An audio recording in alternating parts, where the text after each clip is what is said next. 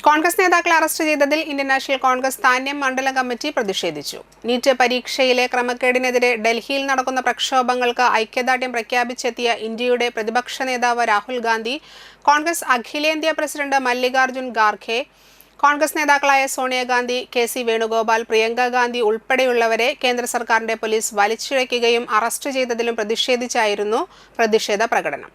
മണ്ഡലം കോൺഗ്രസ് കമ്മിറ്റി ഓഫീസിൽ നിന്നും പെരിങ്ങോട്ടുകര മൂന്നുംകൂടിയ സെന്ററിലേക്ക് നടത്തിയ പ്രതിഷേധ മാർച്ചിൽ മണ്ഡലം കോൺഗ്രസ് കമ്മിറ്റി പ്രസിഡന്റ് ആന്റോ തൊറയൻ, കോൺഗ്രസ് നേതാക്കളായ MK. Chandran, EM. Basheer, Shafi Kallunkadavu, KN. Venugopal, Greena Preman, Muslim League secretary Abdulla Karippankulam, Gopalakrishnan, Sajeevan Njattuvetti, Usha Unnikrishnan, Nisar Kummankandath, Lazar KA, Pramod Kanimangalath, Shihab Thanyam, Vincent Kundukulangara, Louis Thanikkal, Saleesh Karippara, Subair Shanthipurath എന്നിവർ സംസാരിച്ചു.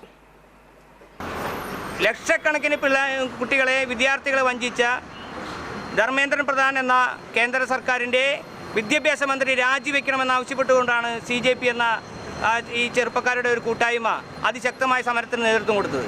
നമുക്കറിയാം, ഇന്ന് ഇന്ത്യയിൽ ജുഡീഷ്യറിയും അതുപോലെ തന്നെ ജനാധിപത്യവും മതേതരത്വവുമൊക്കെ തച്ചു തകർക്കുന്ന രീതിയിലേക്കാണ് ഇന്ന് നരേന്ദ്രമോദിയുടെ സർക്കാർ മുന്നോട്ട് പോകുന്നത്.